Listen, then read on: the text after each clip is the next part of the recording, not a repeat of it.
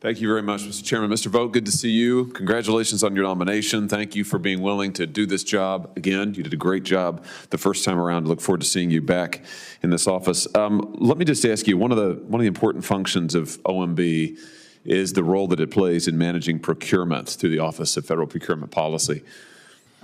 Would you agree with me that it is a problem? And by the way, I think 1 out of every 10 taxpayer dollars goes to federal contractors. So that's a lot of money. That's a big part of our budget. Would you agree with me that it's a problem when we are sending federal contracting dollars to entities, firms, especially consulting firms, that are simultaneously taking money from and doing business with our most lethal opponents, like China, for example? I mean, doesn't that strike you as a little strange? That is concerning, yes, Senator. Here's an example, prime example of this kind of behavior. McKinsey, the consulting firm. So McKinsey got, in the last year for which we had full numbers available, over $851 million worth of consulting work. They had 90 prime contracts with DOD.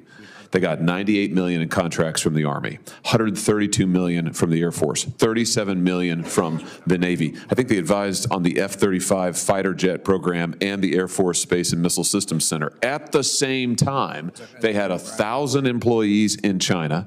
They were doing business directly with the Chinese government, and they advised Chinese state-owned enterprises that have now been blacklisted by our own military. Now, my view is that if they want to do business with China, I don't recommend it, but I suppose it's fine so long as it's not illegal. But I don't think they should simultaneously be getting hundreds of millions, approaching $1 billion in contracts, federal contracts, military contracts from our own government. Here's my question for you. You're going to have a lot of influence in this process through the procurement rules and process. Will you be an advocate for protecting American taxpayer dollars in this contracting process where hundreds of billions of dollars are spent every year? Will you be an advocate for protecting that and making sure it's not going to entities who are effectively double dealing and advising our enemies at the same time? Absolutely. I'm very excited, if confirmed, getting back to being able to work with OFPP, getting a handle on the guidance that we're giving government-wide as part of the FAR Council, and to really look at what are the regulations that are in place and how can we get them better. Great. That's great. That's fantastic. Give me a sense, just while still on the procurement topic, how you might ensure that procurement policies prioritize American-made goods and services,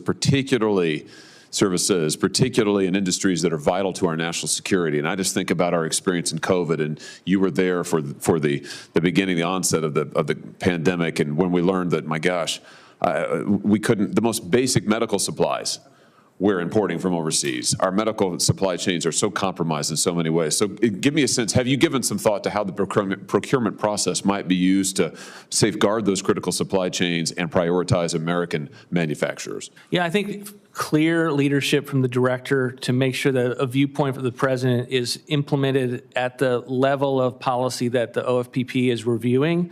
A lot of times in the management functions at OMB, they're kind of on autopilot with regard to the clear direction of the president, and using the president's management tools and his agenda to be able to drive that policy across the federal government is something that we fully intend to do, and to do it robustly. Very good.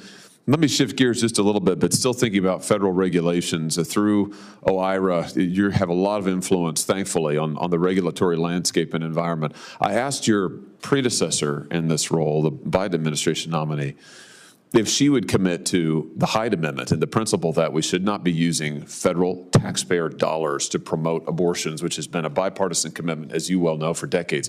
She wouldn't commit to that. And indeed, as you know, the Biden administration pretty promptly walked back their commitment to it and has been essentially violating the law, because it is the law. They've been violating it for years now. Let me just ask you, when it comes to the Hyde Amendment, which is the law of the land, will you work to ensure that all of our rules and regulations, everything that comes across your desk, is in full compliance with the Hyde Amendment, and we are not spending federal taxpayer dollars to promote abortion in any way? As I've said, Senator, we will abide by all laws on the books. Very good. Let me ask you just a couple more things, and when it comes to the policies of life, because again, you're going to have a lot of influence over the regulatory environment. Would you agree that federal funding for family planning through Title X, through that grant program, should not include federal funding for abortion providers? Again, the president has made his views on abortion really clear throughout the campaign. I'm not going to get ahead of the president with regard to the budget process. We have submitted budgets in years past that give the Senate a sense of how he would budget, but I'm not going to get ahead of the president on that. But let me ask you this, and just to be clear, what I just asked about was the Trump policy from in his first term, but here's another one. Pregnancy resource centers, should they be able to receive federal funding through federal grants? That was the president's policy in his first term. Do you think, again, as a matter of federal rules, pregnancy resource centers ought to be eligible? Again, the president's a pro-life president. He had a very pro-life record. He had an extensive debate within the campaign at his views, and I'm not going to get ahead of him in the budget process, but I think the country has a good sense of where he is on the issues. Let me ask you just one more. The Mexico City policy, which I know you're familiar with, OIRA is very important in that policy. That's just the policy for those keeping track at home that says that American foreign aid dollars, tax money, shouldn't be spent on abortions overseas. President Trump championed this in his first term. Every Republican president has for decades now. Do you agree with the Mexico City policy, and would you implement it if the president directed you to?